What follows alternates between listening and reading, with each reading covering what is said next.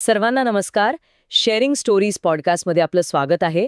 या चॅनलवर आपण बोलतो पुस्तकांबद्दल, त्यांच्या कथांबद्दल आणि त्यातून मिळणाऱ्या अनुभवांबद्दल. आज आपल्या चर्चेसाठी आपण एक असं पुस्तक निवडलं आहे जे बंगालच्या लोककथांमध्ये खोलवर रुजलेलं आहे, पण त्याची भीती मला वाटतं आधुनिक काळातही तितकीच खरी वाटते. पुस्तक आहे अर्णब रे यांचं शाकचुन्नी. हो, आणि हे पुस्तक निवडण्याचं कारणही तसंच खास आहे. ही केवळ एका भूताची गोष्ट नाहीये. या पुस्तकातून एक मोठा प्रश्न आपल्यासमोर उभा राहतो की खरी भीती कशाची आहे? त्या शाकचुन्नी नावाच्या आत्म्याची की माणसाच्या मनात पिढ्यानपिढ्यांपासून घर करून बसलेल्या श्रद्धेची? आजच्या चर्चेत आपण याच प्रश्नाचा जरा खोलात जाऊन शोध घेऊया. चला तर मग या गूढ आणि अस्वस्थ करणाऱ्या जगात प्रवेश करूया. सुरुवातच करूया ह्या नावापासून. शाकचुन्नी ही संकल्पना नक्की काय आहे? शाकचुनी ही म्हणजे बंगाली लोककथेतील एक आत्मा आहे. एक अशी आत्मा जी विवाहित महिलांच्या शरीरावर ताबा मिळवते, आणि विशेषतः अशा स्त्रिया ज्यांच्या इच्छा अपुऱ्या राहिल्या आहेत. बापरे, ही कल्पनाच मुळात इतकी अस्वस्थ करणारी आहे की नाही? अगदी. कथेची अर्धी लढाई इथेच जिंकली जाते असं म्हणायला हरकत नाही. आणि ही कल्पना लेखकाने ज्या पार्श्वभूमीवर मांडली आहे ती तर कथेला अधिकच गडद बनवते. हो, बरोबर. विचार करा, बंगालमध्ये भीषण दुष्काळ पडला आहे. हिरवीगार शेती ओसाड झाली आहेत, माणसं अन्नाशिवाय मरत आहेत. सगळीकडे एक प्रकारची स्मशान शांतता आहे. आणि हा सगळ्याच्या अगदी विरुद्ध एक जग आहे, शामलापूरच्या बॅनर्जी जमीनदारांचा वाडा. बाहेरच्या जगातल्या दुःखाचा, वेदनेचा त्यांना काही फरक पडत नाही. ते आपल्याच वैभवात मग्न आहेत. हो, आपल्याच वैभवात आणि सत्तेच्या नशेत. हा जो विरोधाभास आहे ना, तो सुरुवातीपासूनच एक विचित्र तणाव निर्माण करतो. Bring your book to life with AI. Plotsformovies.com helps you create movie-like trailers for your book, allowing filmmakers to visualize your story just the way you imagined it while writing. Enhance the storytelling experience to a whole new level with realistic characters, immersive voiceovers, and cinematic sound effects. No more boring stock images or generic clips. Captivate your audience, spark curiosity, make readers and filmmakers eager to explore more. Plotsformovies.com, where your story becomes cinema. आणि या जमीनदार कुटुंबाला म्हणजे बॅनर्जी कुटुंब असं सहजपणे नाही संबोधता येणार. त्यांचं सामाजिक स्थान खूप मोठं आहे, बरोबर? कुटुंब प्रमुख आहेत रायबहादूर. अगदी बरोबर. रायबहादूर ही ब्रिटिशांनी दिलेली एक सन्माननीय पदवी होती, जी त्या व्यक्तीचं समाजातलं वजन आणि प्रतिष्ठा दाखवायची. आणि बॅनर्जी कुटुंब हे शामलापूरचे जमीनदार आहेत, म्हणजे त्या भागातल्या बहुतांश जमिनीचे ते मालक. अच्छा. त्यामुळे त्यांची सत्ता पिढ्यानपिढ्या अबाधित राहिलेली. त्यांची पत्नी आहेत बौथान कुरून, आणि त्यांचे 2 मुलगे आहेत जे स्वभावाने एकमेकांच्या पूर्णपणे विरुद्ध आहेत. हो, हे खूपच इंटरेस्टिंग आहे. मोठा मुलगा नारायण प्रताप हा कसा? बारीक, कवी मनाचा, बुद्धिजीवी स्वभावाचा आहे. तर धाकटा रुद्रप्रताप हा धिप्पाड, देखणा आणि वडिलांच्या पावलावर पाऊल ठेवणारा. एकाच घरात वाढलेली ही 2 टोकं. हो ना, जणू काही त्या बदलत्या काळाचं प्रतीक आहेत. आणि नारायण प्रतापच्या कॅरेक्टरमध्ये तर आणखी एक थर आहे. तो लंडनमधनं बॅरिस्टरचं शिक्षण अर्धवट सोडून परत आलेला आहे. हो, का बरं? कारण एका इंग्रज स्त्रीने त्याचं हृदय तोडलं आहे. त्यामुळे त्याच्यात एक प्रकारची विरक्ती आलेली आहे. तो त्या जमीनदारी थाटामाटात स्वतःला बसवू शकत नाही. आणि याच अवस्थेत त्याचं लग्न लावून दिलं जातं एका दूरच्या खेड्यातील गरीब पण अत्यंत सुंदर मुलीशी, सौदामिनी. आणि इथूनच त्या कुटुंबाच्या नशिबाचे फासे पालटायला सुरुवात होते. आणि इथून गोष्ट इतकं भयानक वळण घेते की विचारता सोय नाही. लग्नाच्याच दिवशी वाड्यात एक तांत्रिक येतो आणि मरता मरता एक अशुभ भविष्यवाणी करतो. काय म्हणतो तो? तो म्हणतो, आज रात्री शाकचुन्नी नाचणार आहे, तुम्ही सर्व माशांप्रमाणे मरून पडाल. ही एकच ओळ ऐकून अंगावर काटा येतो. नक्कीच. हे वाक्य म्हणजे जणू काही पुढे घडणाऱ्या विनाशकारी घटनांची नांदीच असते. आणि इथेच लेखकाची हुशारी दिसून येते असं मला वाटतं. ते यानंतर लगेच काहीतरी अमानवी घटना घडवत नाहीत. बरोबर. भीती निर्माण करण्यासाठी ते जम्प स्केअर किंवा थेट हॉररचा वापर करत नाहीत. उलट ते त्या वाक्यामुळे निर्माण झालेला मानसिक तणाव वापरतात. आपल्याला सतत वाटत राहतं आता काहीतरी घडणार. हो. लेखक त्या दृश्याचं वर्णन तपशीलवार करतात. दिव्याची थरथरणारी वात, हवेतला अचानक आलेला विचित्र गारठा. पात्रांच्या चेहऱ्यावरचे बदलणारे भाव. अगदी. या वर्णनांमधून भीती हळूहळू अगदी नकळतपणे आपल्या मनात घर करते. म्हणजे यानंतर ज्या काही विचित्र आणि भयानक घटना घडायला लागतात त्या खरंच शाकचुन्नीमुळे घडत आहेत की हा निव्वळ योगायोग आहे, या संभ्रमात वाचक अडकतो. आणि मला वाटतं हाच या पुस्तकाचा गाभा आहे. लोककथा विरुद्ध आधुनिक विवेकवाद. हो, एका बाजूला विज्ञान आणि तर्क आहे तर दुसऱ्या बाजूला शेकडो वर्षांपासून चालत आलेला विश्वास, ज्याला नाकारणं सोपं नाही. पण मला वाटतं हा केवळ संघर्ष नाही तर एक प्रकारची धूसर रेषा आहे.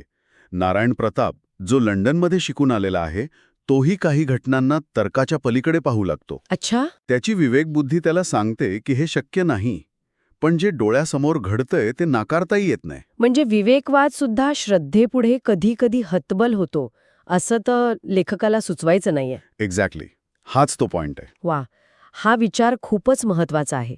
आणि या संघर्षाला जोडून आणखी एक महत्वाचा विषय येतो, तो म्हणजे दाबलेला स्त्रीराग. समीक्षकांच्या मते शाकचुन्नी म्हणजे एका सूड घेणाऱ्या विवाहित स्त्रीचा आत्मा, जिचा तिच्या पतीने छळ केलेला असतो. हा विषय पुस्तकात कसा हाताळला आहे? खूप चांगला प्रश्न आहे. हा जो दाबलेला राग आहे ना, तो फक्त एका पात्रापुरता मर्यादित नाही, तो वेगवेगळ्या पातळ्यांवर दिसतो. अर्थात सौदामिनी हे त्याचं केंद्रस्थान आहे.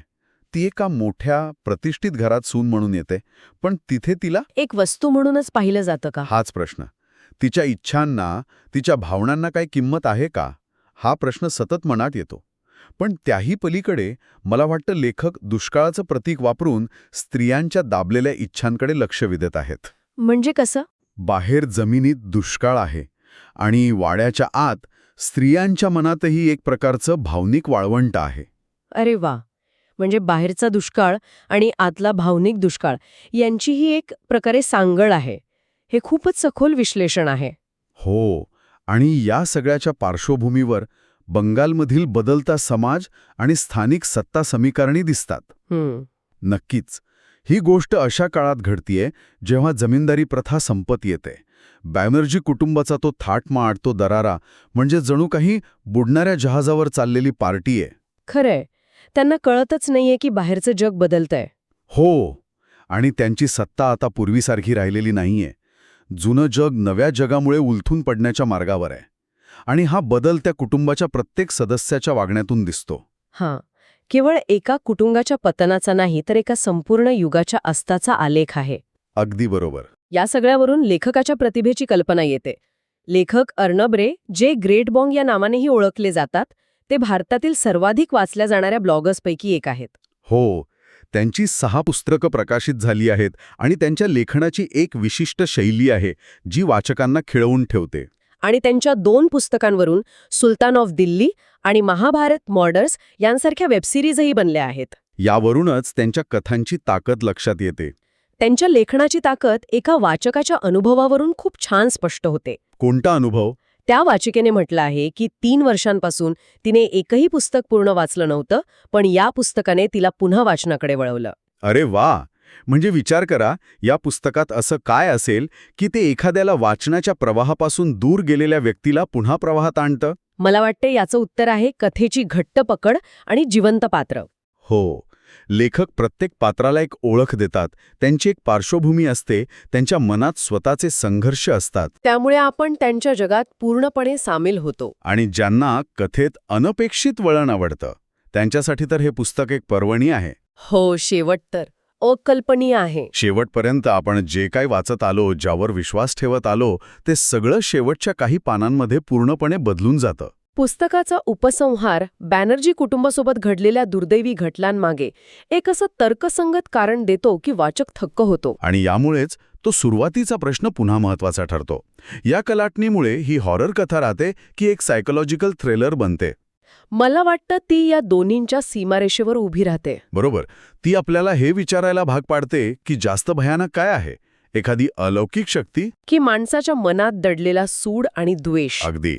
लेखक आपल्याला कोणतंही एक उत्तर देत नाहीत, ते निवडीचं स्वातंत्र्य वाचकावर सोडतात. आणि म्हणूनच ही कथा संपल्यावरही आपल्या मनात घोळत राहते.